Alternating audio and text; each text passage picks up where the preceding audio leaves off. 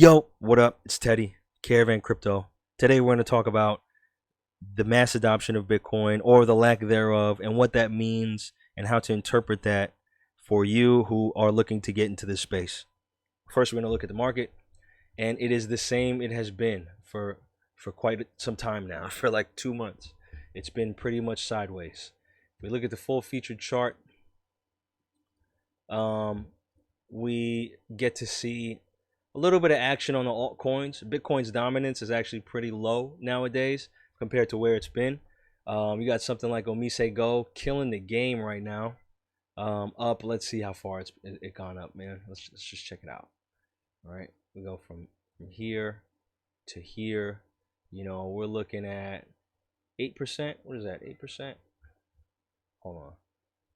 Bring this down. Yep, 8% in 11 hours. Okay, well, that's cool. All right, so for the most part, sideways. Could go up, could go down. We have no idea what it's going to do. Nobody knows. But for now, we're going to talk about the mass adoption of Bitcoin, what that really looks like. So first off, I got inspired to make this video from Andreas Antonopolous. I saw, if you look at my video about the YouTube channels I follow and the people I listen to, he's on that list.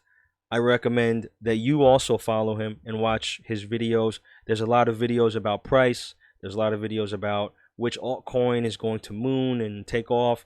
But there's very few channels that talk about not only the kind of future that may exist with cryptocurrencies and Bitcoin as a technology, but also the pathway to getting there and what technical roadblocks or hurdles and obstacles need to be overcome or need to get out of the way in order to make that future a reality. So yeah, Andreas Antonopolous, I recommend that you watch him, but he made a video called Infrastructure Inversion. I highly recommend you check that out. I'm going to essentially paraphrase that video and make it plain, but this is me taking the spring water from the mountain, bottling it, and giving it to you. I highly recommend you go to the mountain yourself and get your own water, so to speak.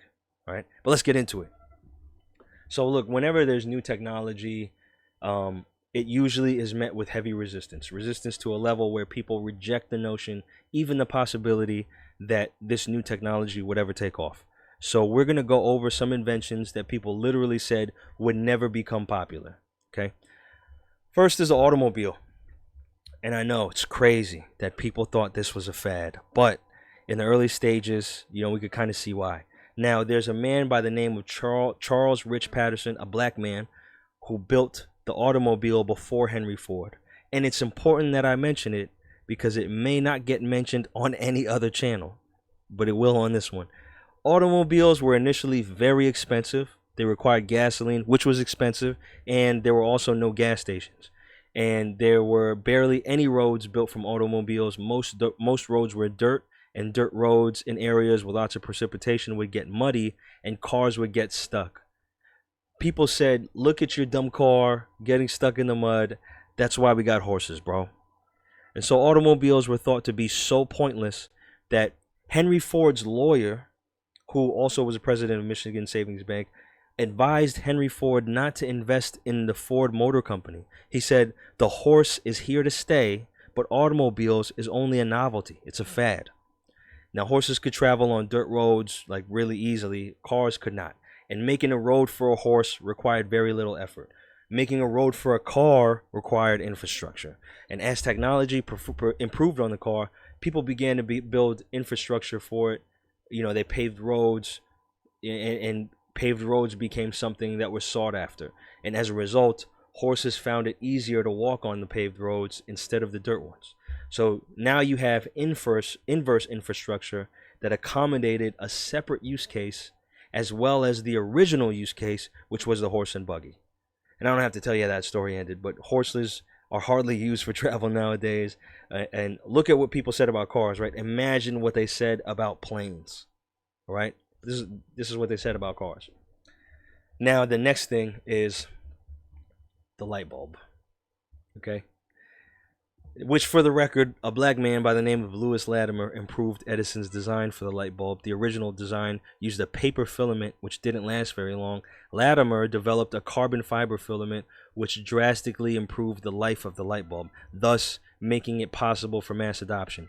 It may not be important to most people, but it's important to me, and it's my channel, and it's a common story amongst the history of inventions. And that's why I always give credit to whomever I get my information from, because there have been so many who have never got the credit that they deserve, and it cost me nothing to do so. Anyway, what used to exist were gas lines that gave people the ability to have gas light. Street lights were powered by this, and there was infrastructure for this. And since the infrastructure for light bulbs did not exist at the time, people thought it was useless. Now, Thomas Edison, who invented the original design for the light bulb, he criticized the alternating current, right? It's the AC, right? Alternating current. It was invented by Nikola Tesla. The alternating current allowed for electricity to flow over long distances without losing power, or by losing power minimally. So Thomas Edison, who made the light bulb, owned an electric company, and he told Nikola Tesla, who figured out how to power the light bulb from Thomas Edison's plant, that his technology for powering stuff is dumb as hell and would never be a thing. And he literally said that no one would use it. Now, why would he do that?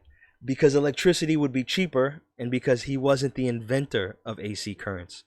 And you have to keep in mind when people are saying things, like even when I'm saying things like I'm a Bitcoin maximalist, right? I'm a Bitcoin fundamentalist. I think Bitcoin is going to be the thing we use in the future, and so I'm going to say things from that perspective. Other people are saying things from their perspective, and in this case, Thomas Edison was saying things from his perspective about how AC currents would never work. And today we can see how AC currents literally bring us power over very many long distances in order for us to have light and stuff to power our homes. So anyway, electricity and a light bulb were so far-fetched ideas at the time, okay, that during the World Fair in Paris, the mayor of Paris, who allowed the Eiffel Tower to be lit up by light bulbs for one night, this guy said, once this display is packed up and leaves Paris, no one will ever think of electricity again. Let me repeat that, man. The dude, all right, so there's a World Fair, right? And the World Fair happened a lot, all over the place. So there's a World Fair in Paris. People come to Paris. They made an art display using electricity and light bulbs, where they lit up the entire Eiffel Tower for one night, right?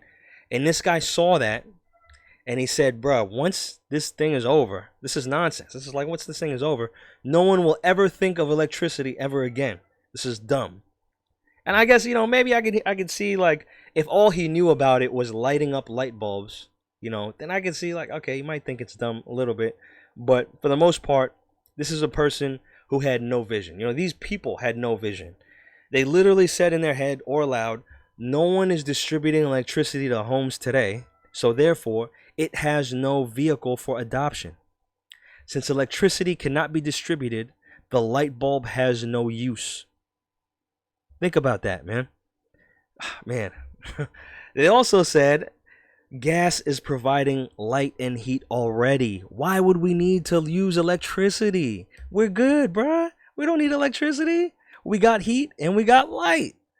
But as they learned about electricity, as they learned that light and heat from electricity is easy, but they could also power a radio, a hair dryer. They could also invent things that could be powered at home or in a business that would make things convenient. Then they said, okay, well, currently the infrastructure can only support gas, but we can invert that infrastructure to support electricity as well. And we just need to make some modifications. The home I currently live in with my family is powered by electricity. We don't have no gas. We still got heat. We still got light. We still have a stove and an oven. We're good.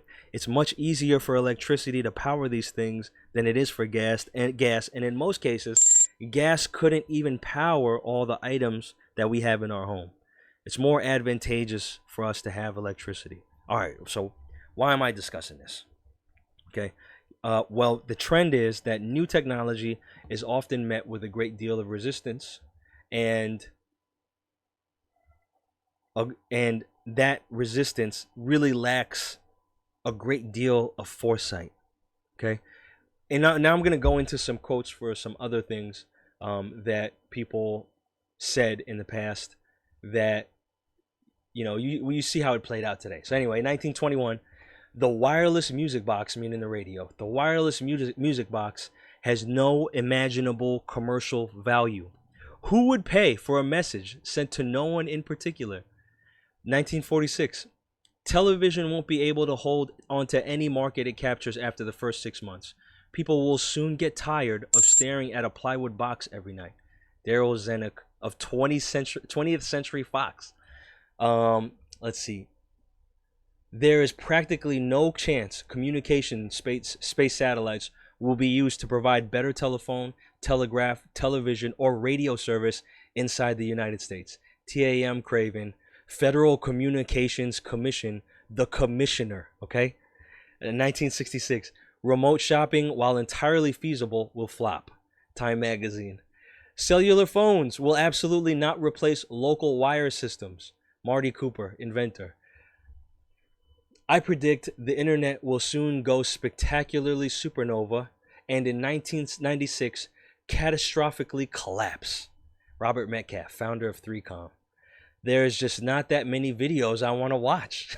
Steve Chen, CTO and co-founder of YouTube, expressing concerns about his company's long-term viability. Everyone's always asking me when Apple will come out with a cell phone. My answer is probably never. David Pogue, the New York Times. 2006, bro. 2007, okay? There's no chance that the iPhone is going to get any significant market share. Steve Ballmer, Microsoft CEO. Do you see like how people are just not, they're just not looking at things with the right perspective, okay? Now, so why go through all this? Look, the common concept is infrastructure inversion. Yes, right now we have banks, we have banking systems, we have global banks who have global banking systems. We have checks, we have mortgages, we have insurance, we have Federal Reserves that print money, we have ATMs, we have check cashing places, we have coin counters, we have parking meters, railway ticket machines. You know, there's an immense infrastructure for the US dollar. People look at all of this and can't imagine it going away. However, the trend of history, of all history, is that it all goes away. Bitcoin was invented in 2009, right? For a few years afterwards, most people said it's not going to work. It's done. It doesn't have the infrastructure. You can't spend it anywhere. Then many stores and restaurants and even Overstock.com said, we'll take Bitcoin for payments. Then websites who would receive the Bitcoin and pay for your flights or your hotel bookings or other products, you know, those things popped up. Then critics said, well, you can't even buy Bitcoin anywhere. It's hard to buy. Now, billions of dollars worth of Bitcoin are bought and sold in exchanges every single day worldwide. Then they said, well, no one who's reputable will take it seriously. Now, governments, financial institutions, brokerage firms like Fidelity, E-Trade, Ameritrade, Cash App, PayPal, Walgreens, CVS, Rite Aid, there's a crypto debit card with partners like AMC Movie Theaters, Bed Bath & Beyond, Starbucks, and over 100 other franchise companies. They'll all use the debit card to accept crypto. All of these things change. You can't look at the way things are right now and expect it to remain like that forever. It has to change. Bitcoin, however, doesn't need the infrastructure.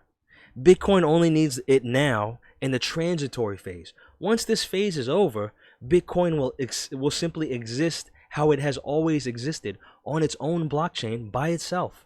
If you wanted to adopt the previous infrastructure, it would be very simple. You would just make Bitcoin take 3 to 5 days to complete a transaction, and you would increase the amount of fees you'd pay for the transaction. That's it.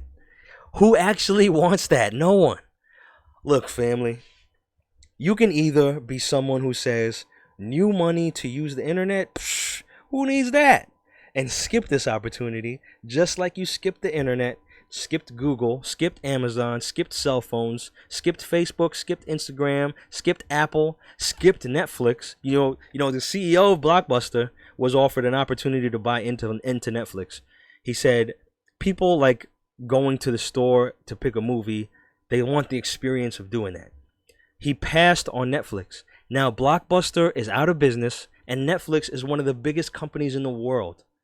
If you think people like waiting 3 to 5 days to complete transactions, people like balancing checkbooks, people like chargebacks and overdraft fees, people like the Federal Reserve printing paper dollars into oblivion, people like banks freezing their accounts, people like getting hacked from banks, causing identity fraud and theft. People like governments garnishing their wages or freezing their funds or overtaxing people. If you think that all people like all of that, then by all means, stick with the current financial system. But if you think this infrastructure needs to get inverted and that a new technology can alleviate all of these flaws in the current system, then take a serious look at Bitcoin. And that's all I got for you today, all right? I hope y'all stay safe and healthy and happy, and I'll see you next time. Peace.